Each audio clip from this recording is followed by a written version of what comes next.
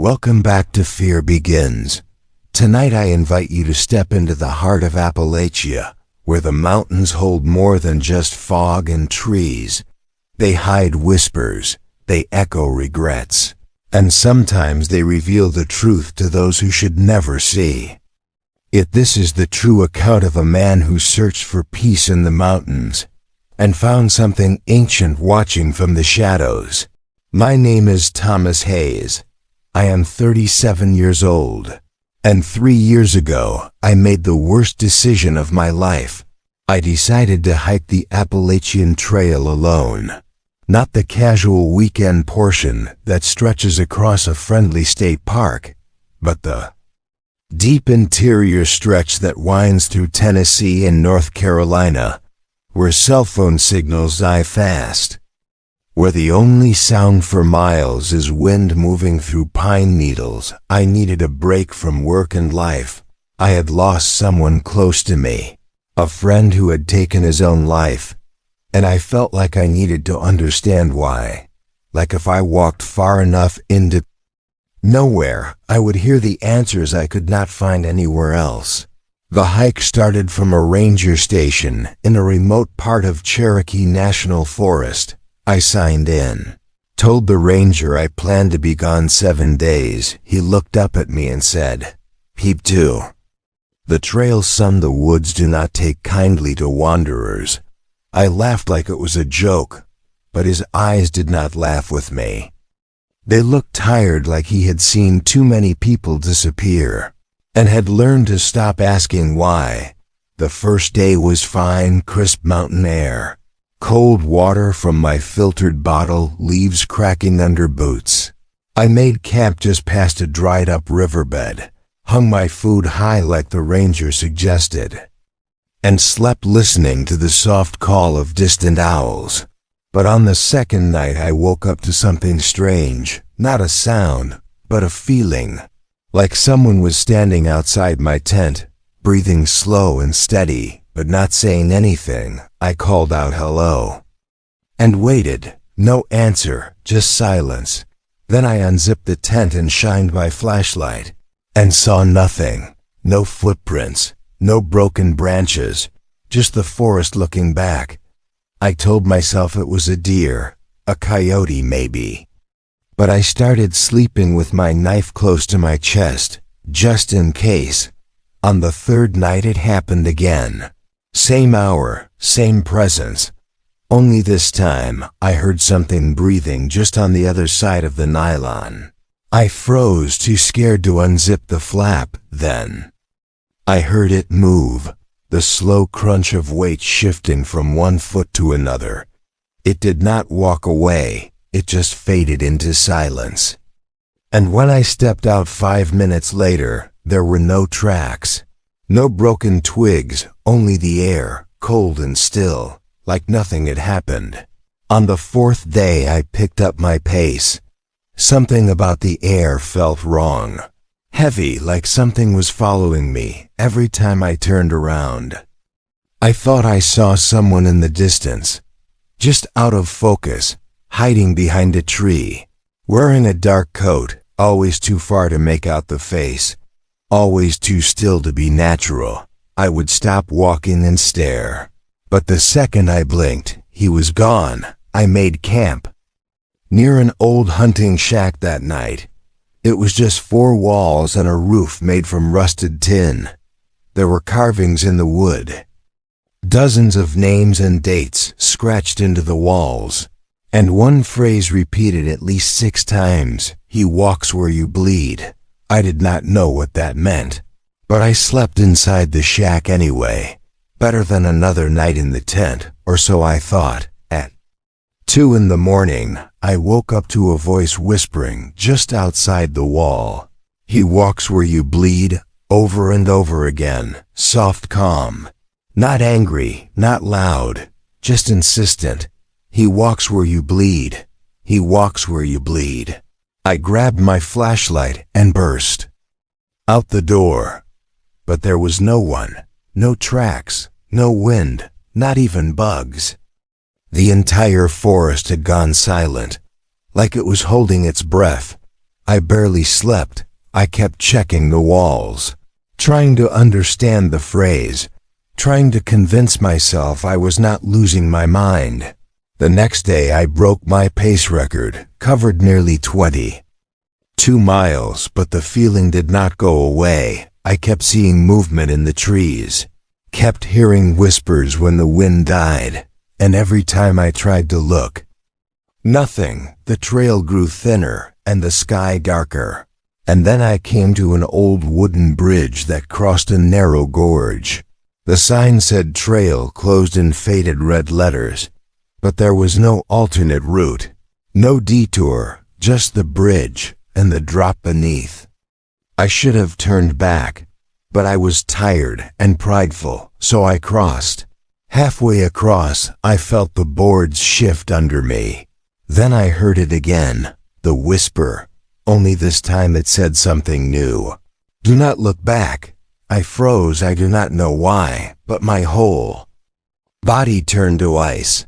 I took a breath and moved forward without looking back, one step at a time, board by board, until I reached the other side, and then I ran full sprint until my legs burned, until my lungs screamed.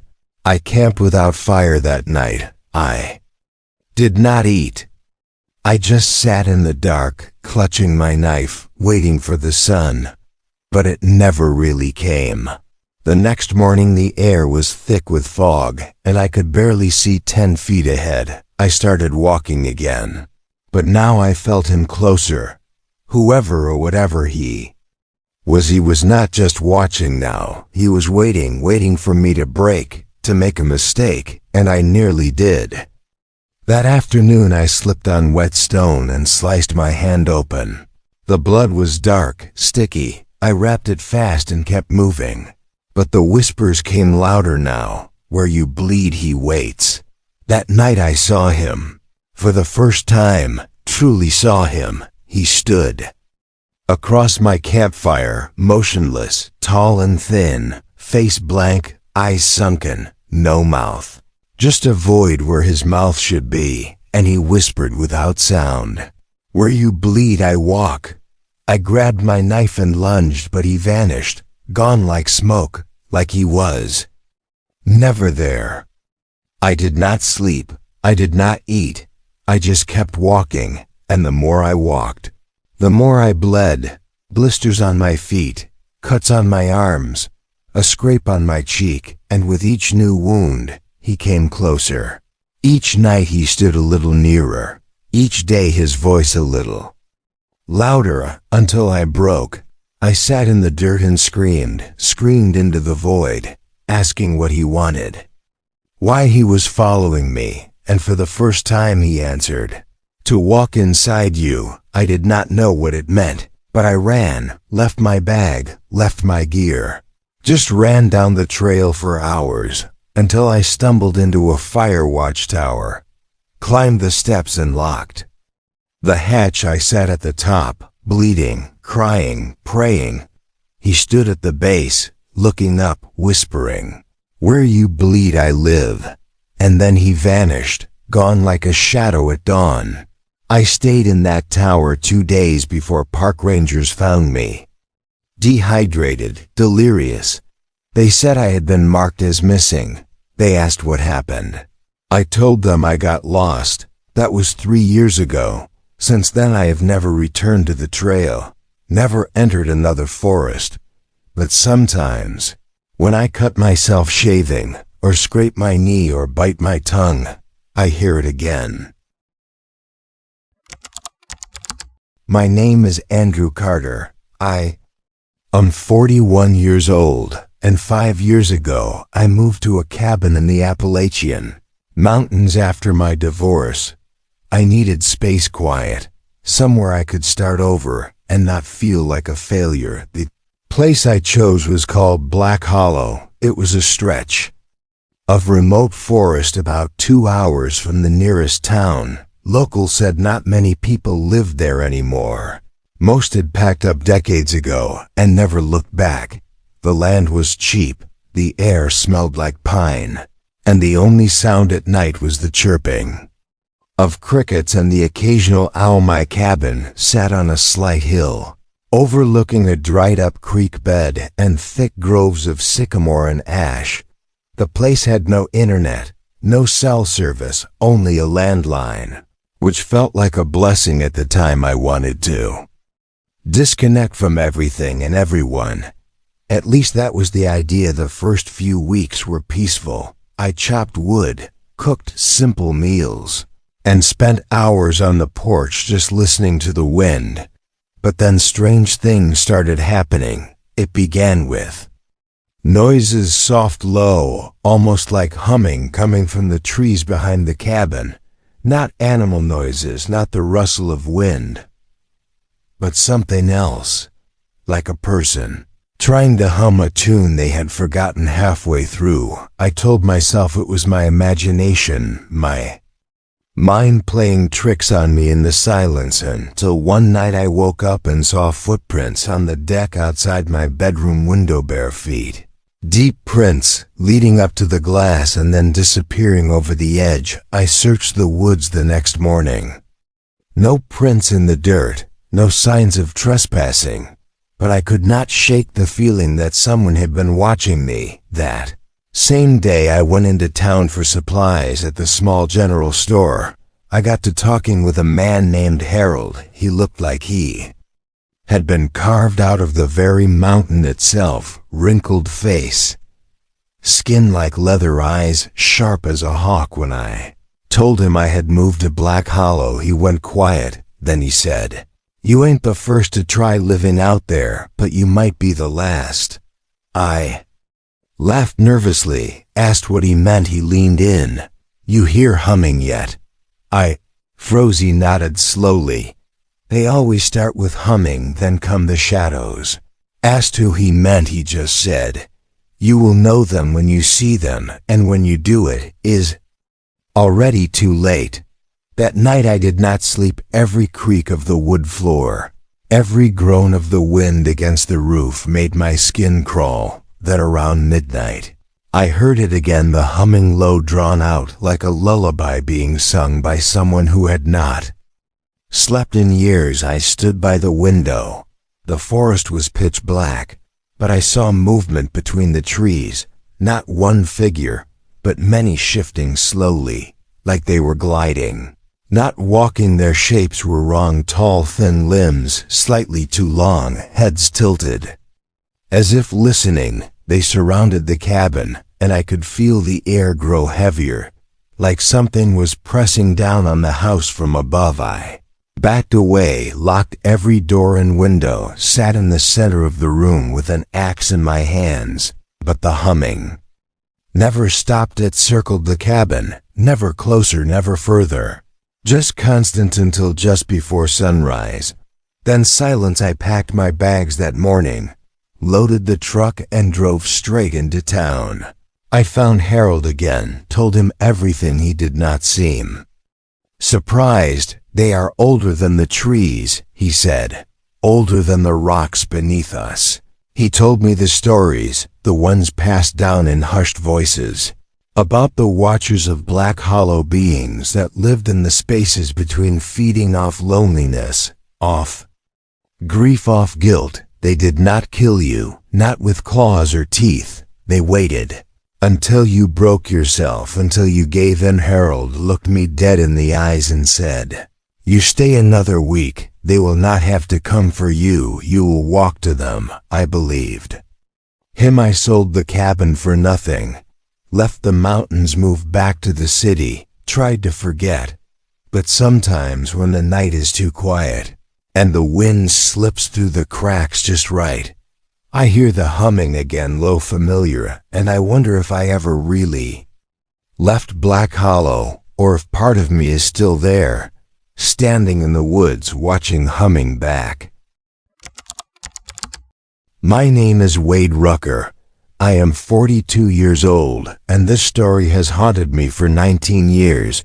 I live in Southern Virginia, right on the edge of the Appalachian Mountains, and when I was 23, I worked in track maintenance for the Norfolk Southern Railway. It was the kind of job most people do not talk about. Backbreaking, lonely. Hours spent crawling under bridges and into tunnels, listening to the echo of your own breath. But the money was good, and I had just become a father, so I said yes to whatever shift they threw at me. In early October of 2006, I was assigned to a 3-week overnight run, repairing an old spur line that ran beneath a mountain ridge. Locals called it Devil's Spine because the range curved sharp like a crooked back, and the tunnel at its base was older than any track I had ever seen. The line had not been active in 15 years, and the steel was warped from cold snaps and rot. But management said the company planned to reopen it, run logging trains through by the end of the year. So we had to clear debris, replace ties, fix what could be fixed, and seal off what could not. Our crew was 4 men, me, Cliff Barnes, Lonnie Temple, and a younger guy named Darnell. We would work from 8 p.m. to 4 a.m., live out of a portable trailer hooked to a generator, and sleep during the day. The first few nights were fine, just cold, quiet, the kind of quiet you only get deep in the hills, where even birds seem to hold their breath. We started noticing strange things on the 5th night. Tools moved when no one touched them. Flashlights flickered even with new batteries, and once, when I walked into the tunnel to check a rail joint, I thought I saw someone standing deeper inside. He wore a conductor's hat, the old kind, with the flat bill and round top, and he just stood there, still as stone, looking down the line. I blinked and he was gone, vanished into shadow, I figured. It was the dark messing with me, tunnel vision, literally. But the next night, Darnell swore he saw the same thing. Said he was checking an anchor plate when he felt someone watching. Turned around and there he was, same hat, same shape, same eerie stillness. After that, Cliff told us his story. Said his uncle used to work on the same line back in the 70s, and that tunnel was where a train derailed in 1959. A mixed freight came through too fast, brakes failed, and the last 3 cars slammed against the tunnel walls. Killed 2 brakemen instantly and trapped the conductor. They never found his body, only blood and his hat. I told myself stories like that always come with jobs like these. Old-timers trying to scare the new blood. But still, something felt wrong. We would hear clanging deep in the tunnel, like someone hammering steel with no rhythm or a whistle. Distant, low, echoing through the dark like a warning. On night 10, Cliff went missing. He said he was heading back to the trailer to grab more bolts. We waited 30 minutes, no sign. We called for him, searched the site. Walked the whole length of the tunnel, nothing. Just his flashlight, still on. Lying halfway inside the tunnel, next to it, was a set of tracks, but not shoe prints, railway tracks. Like something heavy had been rolled through. We called it in. Supervisor said maybe he wandered off, fell somewhere. They sent dogs, search teams, even choppers, no trace. That night we heard the whistle again, only this time it was louder, closer. We packed early, left tools behind. No one wanted to stay on.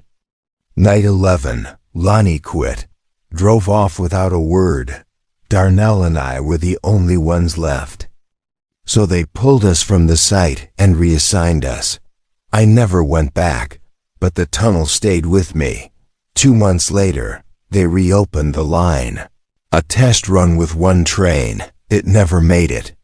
Dispatch lost contact just after it entered the tunnel. When they found the engine, it was empty, running idle against a rock barrier at the other end. No crew, no passengers, only a conductor's hat sitting on the dash. They sealed the tunnel the next day. Concrete from end to end. No ceremony, no press. Just a report filed and buried. But every October, I go back. I park my truck near Devil's Spine. And I sit on the ridge above the old right-of-way, sometimes. When the wind dies and the moon is right, I hear it, that whistle, low, lonely, calling something out of the mountain. I do not stay long, and I never walk near the mouth, because I know he is still in there, waiting for someone else to step inside and not come out.